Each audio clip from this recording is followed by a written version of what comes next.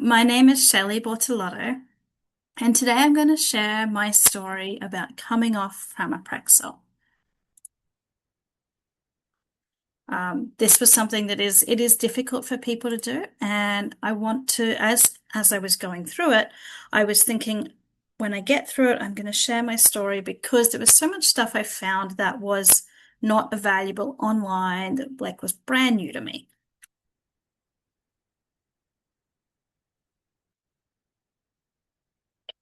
So it's lovely to meet you. My name is Shelley Bortolotto, and I always watch my brain. So I'm a life coach. I'm always thinking, okay, what am I thinking? What am I feeling? How is that making me show up?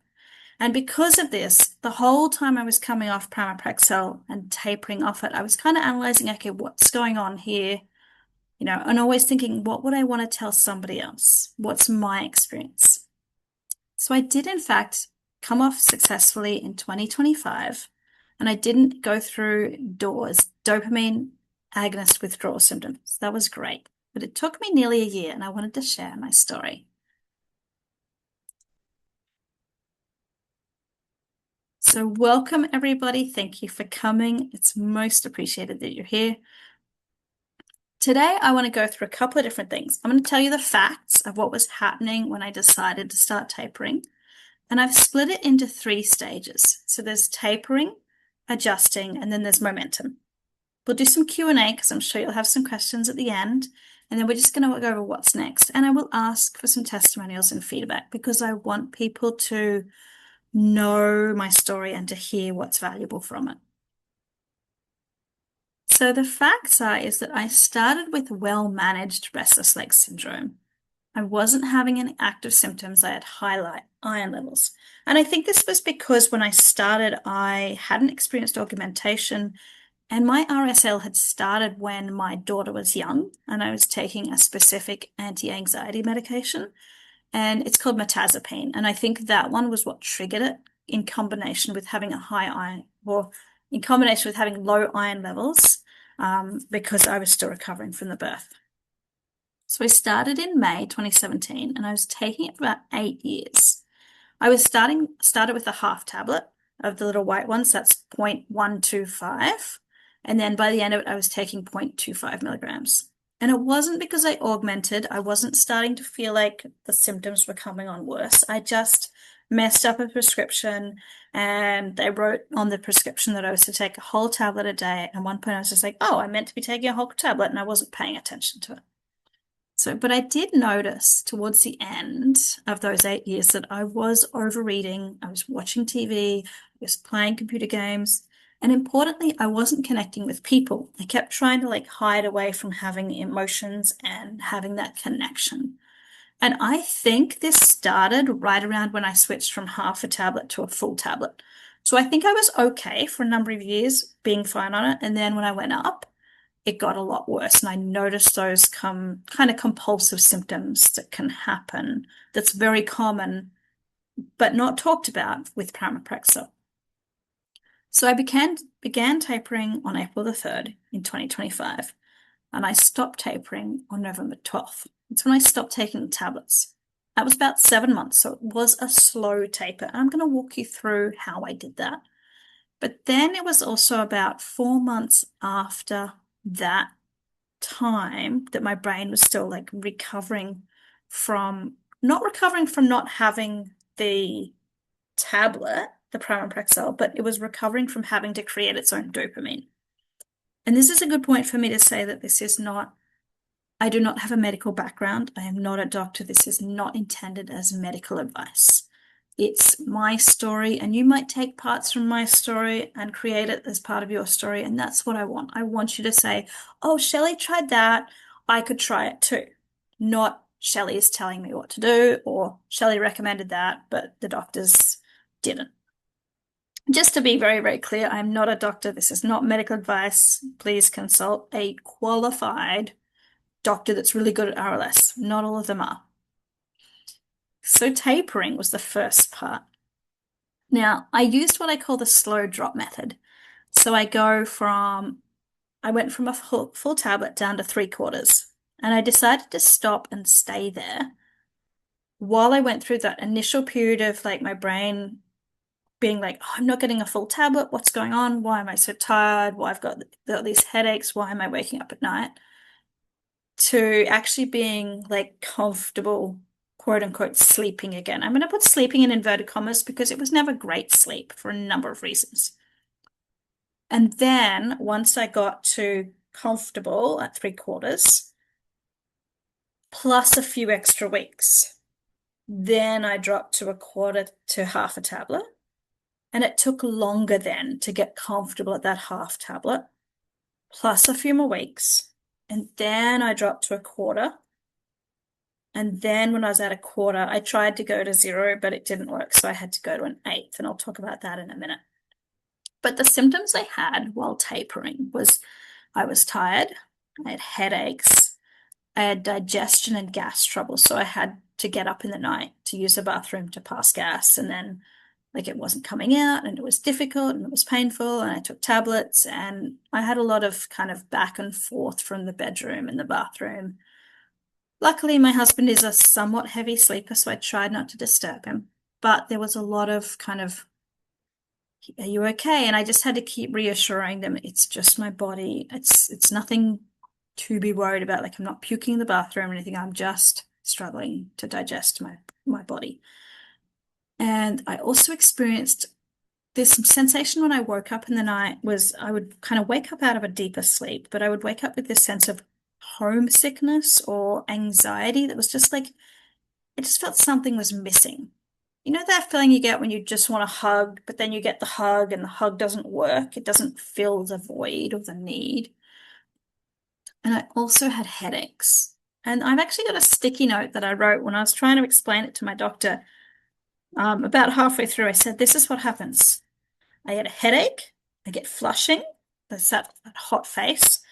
I get the tension, the anxiety, and the avoidance, that wanting to like pull away and just, look at your phone or buffer.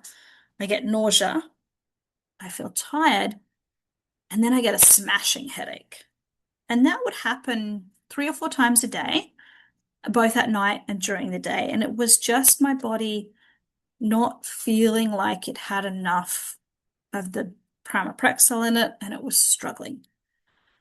And it was important I started to recognize that, oh, this is a pramipexole tapering headache versus, oh, this is me getting COVID, or, oh, this is me. We had a lot of flus going around the office at that time. So it was like always in the back of my mind, like, am I getting sick or what's happening here? So I had to really just decide, oh, this is familiar. I know what's happening here.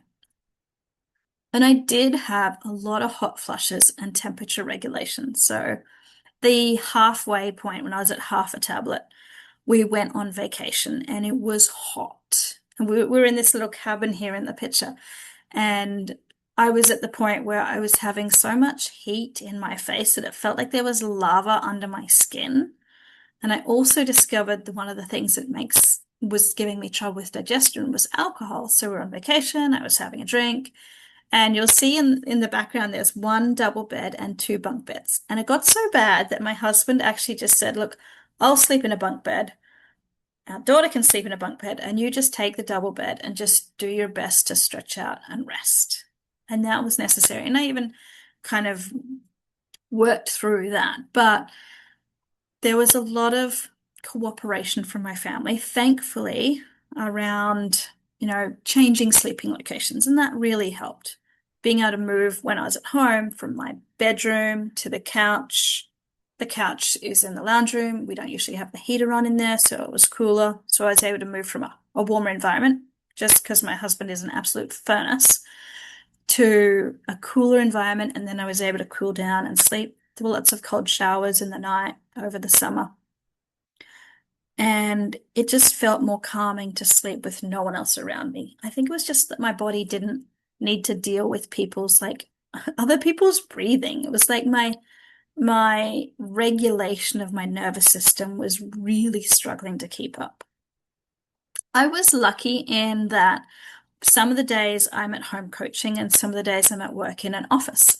So when I was at the office with the coworkers that I have there, I used to have a nap on the couch at lunchtime. And you might think, oh, that's a bit weird, but I was able to communicate to my coworkers, look, this is me coming off the tablets. This is what it feels like. There was a period when we thought, well, is this perimenopause? Because of course the hot flushes, that's what everybody thinks at this age. For me, I'm right on the borderline of potentially that's happening. So everybody gave me a lot of leeway. They're like, oh, maybe that's it. And then I would wake up, I would have a nap at like 1 in the afternoon. I'd wake up around 1:45, 2 o'clock, long lunch.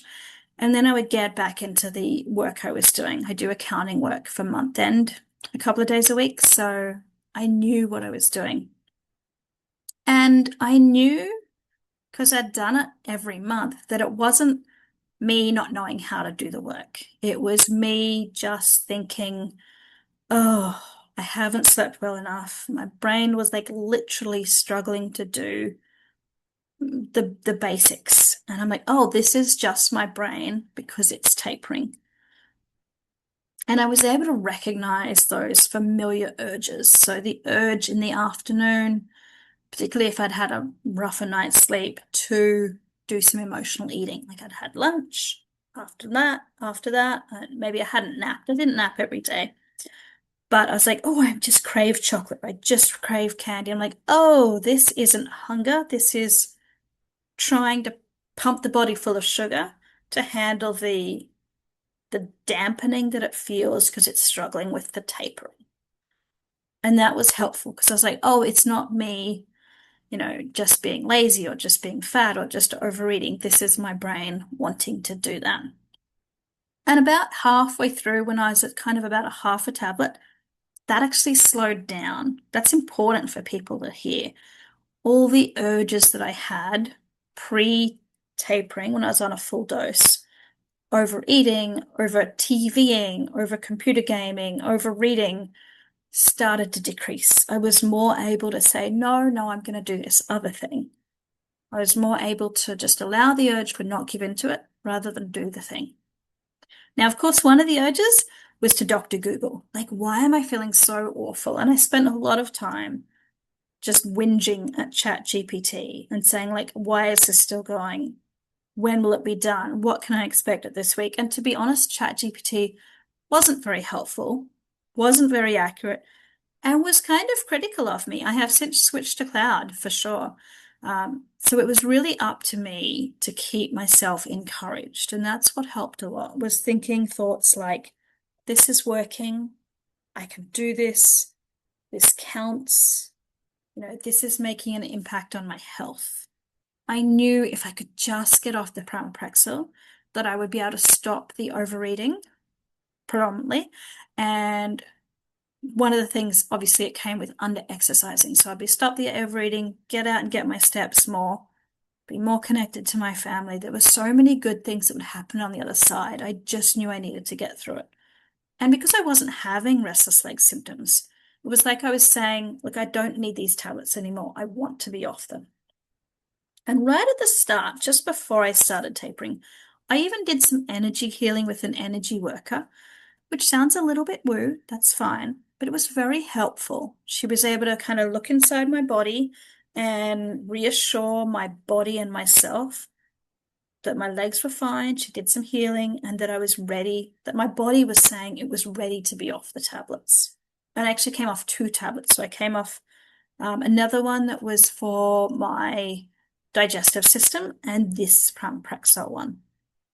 And I did them. The digestive one I was able to come off in about 5 or 6 days. And then the tapering of the pramipexole I knew would take a long time. And I committed to taking that time because I was really worried about having those dopamine agonist withdrawal symptoms. So it was really tough. Like I didn't sleep a lot. I slept on the couch for like 3 or 4 months, almost consistently before I got myself back in bed. Or at least I'd start in bed and then move to the couch. But it was worth it to get through that period in a really slow manner. And with the tapering, what I found that the longer I left it at a certain level, so the longer I left it at 3/4, the better or the easier it was to drop down to half. And then the longer I left it at half, the easier it was to drop down to a quarter. And when I was at a quarter, I tried to go down to just stopping it completely. And I was like wide awake at like 5 in the morning, and I think I just gave in and took a little bit and went back to sleep. But so I realized, like, okay, I can't go from a quarter to zero. I have to go to an eighth. I'm getting out my nail. I'm trying to cut it. And I went to the pharmacy and I got like a little pill cutter. So I would cut a quarter into an eighth. These are pretty small tablets, as I'm sure you know. And then I would eyeball them both. I'm like, okay, which one looks more like an eighth and which one is more like a shaving? And then I would take the one that looked more like an eighth. And I would go back and forth, and I'll show you now how I actually did it right at the end. So the end was tricky, and I was pushing it a little bit because my birthday was coming up and I wanted to be off it before my birthday and before Christmas. But I did have success. So on the left here, we have the plan of tablets created April 3rd. And every time I like made a day, I would draw a little box and color it in, and that's my version of crossing things off. And then in the middle and on the right, we have where I, took a quarter and a quarter, and then I took an eighth, and then I skipped a few days. I took an eighth again. So what I did was like it's a Saturday by the looks of it, or a Thursday or Friday. And this is what I did for most of the drops. On a Friday night, I would drop it, but then I would go directly back to it on the Saturday and the Sunday and then Monday, because I found that about 2 days afterwards would be the hardest. So if I dropped it on a Friday night, it meant my hardest day would be Sunday, which was a day I could stay home and rest. And that was good. And then I would do that a couple of times, like over a couple of weeks, just so it wasn't such a shock to my system when I was going from like, half to a quarter. That was a hard one for me. And when I did that, I was like, okay, well, I know I can get through one night. I know I can do a reasonable sleep or rough. I mean, these were still very low quality sleeps, but compared to like, basically, I just thought of it as a functioning sleep. Okay, I can sleep enough to function and then go back to that level. And then that stopped my brain from freaking out that I was going down a level and that I would never sleep again. It's like, well, I've done it one night, or I can do it another night. I've done it a couple of nights. And then towards the end, you can see that all the highlights in green is where I started getting to an eighth of a tablet. So I took that for a couple of weeks, I guess. And then the pink ones is I didn't take a tablet. Finally, I didn't take a tablet. And I thought that was the most amazing thing. Like, oh my God, I've done it. I'm just going to feel better from here on out. And it didn't quite work out that way. So there was one day I felt better. So I took the last tablet on a Friday, and that Sunday morning I felt great. I went for a walk with my daughter, and we went looking for mushrooms. It was in November. So it was like this sense of like, oh, I've got energy back. I'm going for a walk. Great walk. We're super connected. And she was just about to finish school, and it was super fun. Like, this is her here. We found this face in the log, and we found these really awesome. We took a bunch of mushroom photos. We took a photo of every cool mushroom we saw. But this was my favorite, the Pac-Man mushroom. And it was sort of this first ray of sunshine. And then about a week or so, a week to 2 weeks later, I started to realize the overwhelm and the confusion and the absolute exhaustion was still there. But it wasn't like my body was craving the tablets. It was more like my body was trying to do it on its own. So it didn't have any artificial dopamine coming in. And now it was like, okay, what do you mean I have to make my own dopamine? Like, no, I don't want to. And in hindsight, it would have been better for me to stay longer on the eighth, like at least a good, 3 to 6 weeks on the eighth would have made this last adjusting period so much easier. But what I found was I just needed to rest. There wasn't anything else I needed to do. Yes, I needed to eat healthy, and yes, I needed to exercise, but my brain just needed rest. It was really like going from having like a perimenopause, but also combining with concussion. So if you've ever had a concussion, you know that the current method now, it's not to wake them up every 20 minutes, it's to give them as much rest as possible because the brain heals best when it's in deep sleep. And this is when I really started to try to focus in on getting that sleep. So it was like, if I got to bed in like the 9 to 10:30 range. And I got that first couple of sleep cycles in till about midnight. Then my body would sleep better or be less awake through like the 12 to 3 time slot. And then usually my body would fall asleep more deeply after about 3 or 4 a.m. and I'd be able to sleep through till 7. So I just needed to make sure that I was doing a good bedtime routine, like, doing a hot shower or a hot bath, that I was not eating 2 hours before bed, which was super hard because I was still super snacky. But I did notice like some days were better than others. And one thing that really helped this whole time, remember I said I was struggling to pass gas? That was actually quite painful. So what I found helped was juicing a lemon and putting it with hot water. And then I got this really cool thing. I didn't bring it for Christmas called the flusser. Now the flusser is like this squeezy lemon thing that you can put a half a lemon in and squeeze it, and then it catches the seeds and goes straight into the cup. So it's kind of like the Christmas thing. My daughter gave it to me. And every time, and I was so stoked with it. It was the best thing ever because I didn't have to spend my time at 3 in the morning with a little teaspoon trying to pick out the pips and the seeds of the lemon before I could put the hot water in and drink it. So, and during the day too. So anytime I'd use the flusser, I would call out through the house, I'm flusing. And it was funny at first. Or if it was nighttime, I'd be like, I'm flusing. And no one would hear me. And it was funny at first, but it was one of those jokes that like gets old fast. So now every time I call out, I'm flusing, the whole family goes, please stop. The joke is done. At least my daughter does. She says, Mom, the joke is done. I'm like, "Mm, I'm allowed to be your mom. I'm allowed to be a bit cringy." So now she's saying she regrets giving it to me. But that really helped. And I didn't find that out till a fair way through, that just a hot lemon water would help digestion. And I wish I'd learned that a long ago because there was many, many nights where I was like, the first twinge of pain, of digestion pain, I would take that and I would be able to get back to sleep, which was huge. When I was in this adjusting period, I used to count it week by week. So week 1, week 2, and I write it on the calendar. I'm like, I'm 6 weeks off it. I'm 7 weeks off it. And I think I was always thinking I'll be better like next week. I just need to get to 6 weeks, just need to get to 8 weeks. And there was a lot of forward and back. Like I'd have a good day, but then I'd have bad days. And this was where I noticed more of a day that used up more effort would set me back the next day. Not exactly set me back, but it would mean the next day I'd be tireder and more headaches.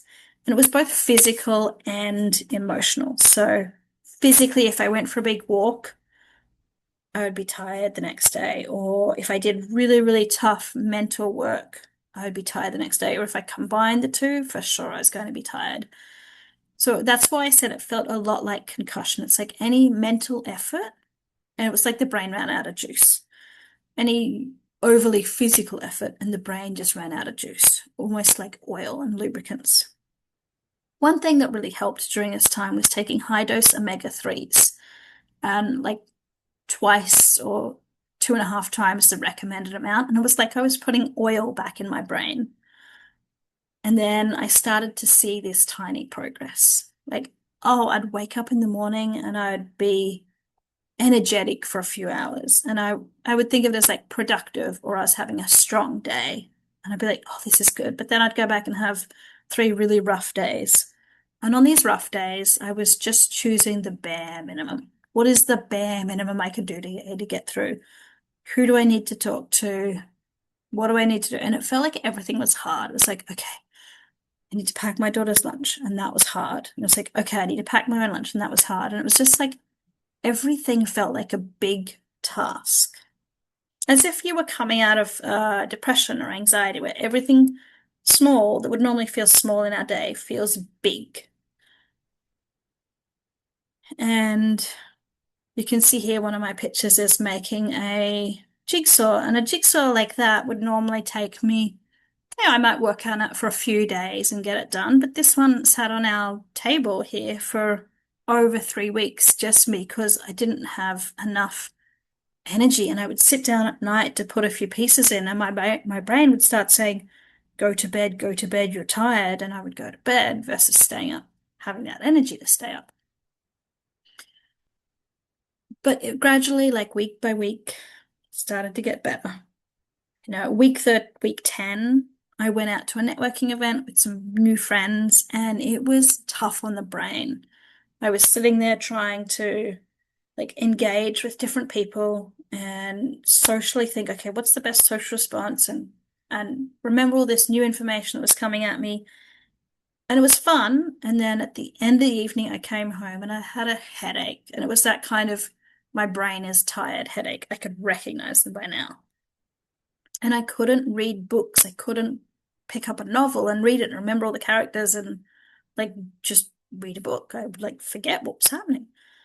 And then by week 13, I was starting to get a little better. And I've got notes all around me of like, this was happening at this week and this was happening at this week. And gradually, week by week. And I remember waking up one morning really early. I was lying in bed and I'm like, just kind of, those early moments where you get the nudges from the universe. And I remember just thinking, how long will this take? And I just got this words in my brain of like week 17. And I was at about week 12 by then. I'm like, okay. And I wrote it on a sticky note and I calculated week 17, March 16th through 20th. And it was spot on at week 17. I don't know if this was me deciding or if the universe knew what was going on, but I woke up, I'm like, and it's something shifted. It felt like I was going from this adjusting to this next phase. But there's one more thing that happened while I was in the tapering and adjusting phase that I want to talk about. Because I'm a coach, I spend a lot of time thinking about my thoughts and my feelings, but I also spend a lot of time helping people process and release emotions, other people that I coach and myself. So it was a lot of like just emotional gunk coming out this whole time. Like I would sit in the bathroom at 2 in the morning and I could feel I was just like emotional and I'd shake my head really hard like that. And I'd do lots of deep breathing.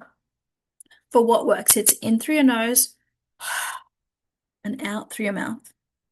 As if you might like do a really big sigh before bed, like the day is done. It's kind of like this relief.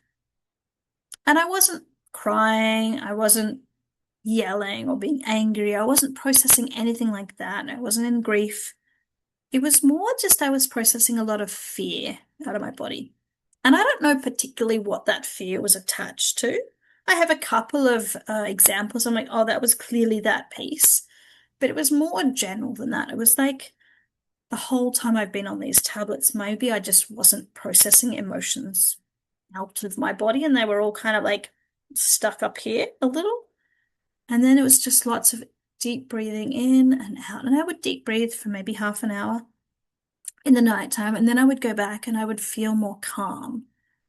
And I wanted to talk about this piece because it's not something that comes up in anything that talks about either the tapering or the adjusting afterwards, that this could be a time where a bunch of emotions need to come out of your body.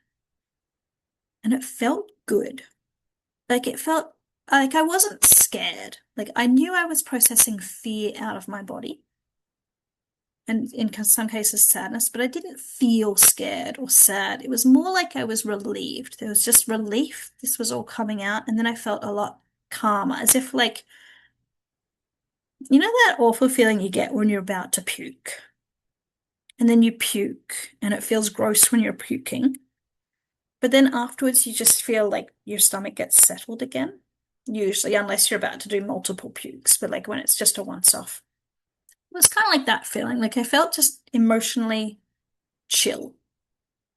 And that was good. But it was frustrating because I'm like, wow, there is so much in here.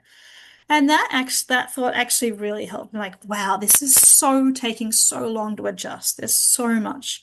It helped me because it reminded me, I'm like, it's going to be so much better on the other side.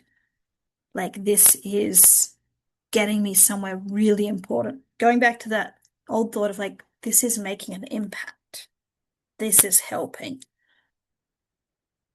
And like I said, around about week 17, it felt like things changed. I went from having to always like choose the smallest possible thing, like what's the bare minimum, to being able to like, oh, I've got a bit more energy, but I still had that habit of conserving energy. So I actually needed to break that. Like I had this hope. I'm like, oh, I'm having a good day. I've got more done. There was more of those moments where I was able to think back on my day and feel really productive. And I was able to read complex novels again. Like I read some great ones. Now, this is fascinating because I could read complex novels all the way through Tapering, but once I stopped the tablets, that's when my brain just like really struggled to talk about like, and then I was like back on the most basic books. I couldn't even read a book. I could watch TV, but I couldn't read a book. I'm still halfway through. My daughter's got me reading, what's it? The Rick Riordan ones, Percy Jackson. I'm halfway through the first one of that, and I still can't pick up the storyline. But it was good to feel like I could focus and get momentum back. And I was having joyous days. But I noticed myself being still in that habit of like, oh, what's the least possible thing I can do today? How can I not do too much? Or I don't want to commit to things. I don't want to tell my friends I'm going out tomorrow night with them because I might be super tired. So I had to start breaking that. And that's where I am now. Like I'm doing new stuff. My husband says, let's go to the pool or let's go skating or let's go for a walk. And I'm able to say, yes, let's go, which of course helps my daughter get out the door versus, I don't really want to, I'm not sure, maybe let me think about it or, all right, I want to go. Like changing. So this is why I'm talking about getting that momentum back. And it's why I wanted to split this piece into two pieces. So it's the tapering, it's the adjusting, but there's a point where your body has adjusted. There's a point where my body had adjusted, but I had, in fact, I'm shifting again, like I'm pivoting again to being able to choose new thoughts. Instead of thinking I have to choose the bare minimum, one of the best new thoughts that I got was within my capacity, what does doing this today look like? So it was within my capacity, what does cleaning the kitchen look like?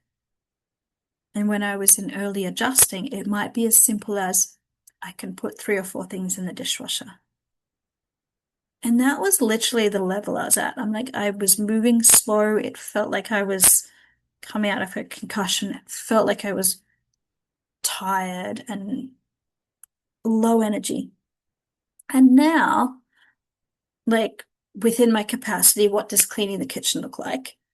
It looks like unpacking the dishwasher, restacking, doing a load of hand washing, making sure the saucepans are washed up, and maybe wiping the counter and taking out the garbage. Like it looks bigger, but I've had to choose to make that bigger and not be in that old habit of conserving energy. And I'm making new goals and plans. One of my goals was to get to talk to you about how this is helping my body, I went through the process and what I learned. And now I want to ask you one last thing is what other questions do you have? What do you still want to know? Feel free to put it in the chat or wave your hand if you want to have a conversation.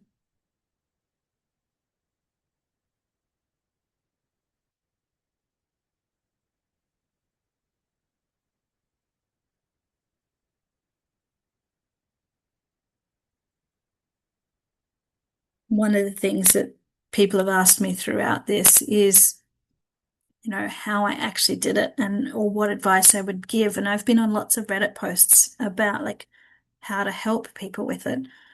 And perhaps the biggest advice I can give is to stay longer at each drop before going to the next. And Alan, you just missed this part of the conversation earlier, was that because I had really well managed RLS to the point where I think because I'd gotten my iron up and I'd come off the mirtazapine, I don't think I really had much RLS. So I didn't need to replace the pramipexole with another medication. And I really understand that that's not true for everybody or most people. But this was kind of like what it looks like if you don't go on to another medication. This is what it looks like for your brain to completely come off the dopamine agonists and not go back on, gabapentin or something else that people might be using. And lots of people do struggle with really significant RLS, and that's something that, it's good to know whether or not augmentation is happening because that's often the augmentation and compulsive side effects are I think the two biggest reasons why people try to come off the pramipexole. And I think it's worth coming off, but I wanted to share the slowness that I've did it because when I Googled it, it said you do 0.25 milligrams every 2 weeks or something ridiculously quick. And I think maybe that works if you're on the very, very high levels of it. But what happens, like mathematically, when you do it at lower levels, you're basically quartering or halving every time, and that's a big jump for the brain. Um, Now, what else? What's next for you? So I'm always available to support you. I'm available to answer really detailed questions or give you my thoughts on a decision you might make around this. And I'm also available to coach you if you want this bigger piece of like you're in the tapering and your brain is going all the places you don't want to go. Like if you're like I was, Dr. Googling every night, that's places where a coach can really come in and help you stay in a better mindset. Um, you've just asked, did you have RLS when you started taking pramipexole? How bad was it? It was, it came on really, I guess it always comes on really suddenly for everybody, doesn't it? But it wasn't terribly bad, but I think it was getting worse because I was taking an anti-anxiety medication called mirtazapine. And I think that's what was making it worse. And I think it would have continued to get worse. And then when I started taking pramipexole, it was actually because another family member gave it to me and said, "Hey, I have RLS and this is working, take this." And then this was in Australia. And then I went back to Canada to my doctors and they said, "Sure, we'll write a script for you." There was no mention of side effects or, I think they did say like, watch out that you don't gamble. And I was like, I'm not a gambler. Like, if I'm gambling, everybody's going to be like, what the heck is going on with Shelley? So it wasn't properly talked about what those side effects were. My RLS wasn't too bad when I started taking pramipexole. And the fact that it didn't augment, even when I went up a level, means that I think it was a very, very mild case. Um, and and I really feel for people that have much stronger symptoms.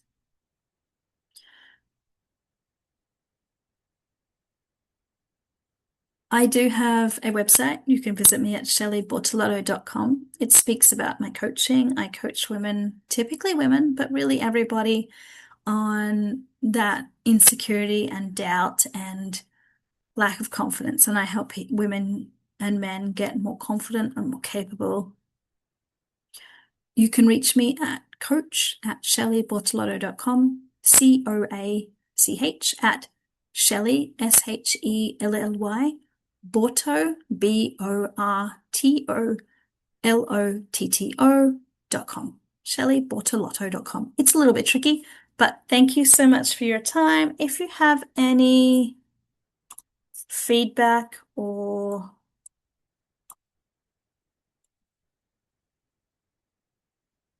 testimonials that you'd like to leave, I would really appreciate it because I'd like to know what's been helpful in this talk, what you still need to hear about, and that would be most appreciated. Thank you so much, everybody. It's been a lovely time. I will stop the recording and I'll stop sharing and have a wonderful rest of your day.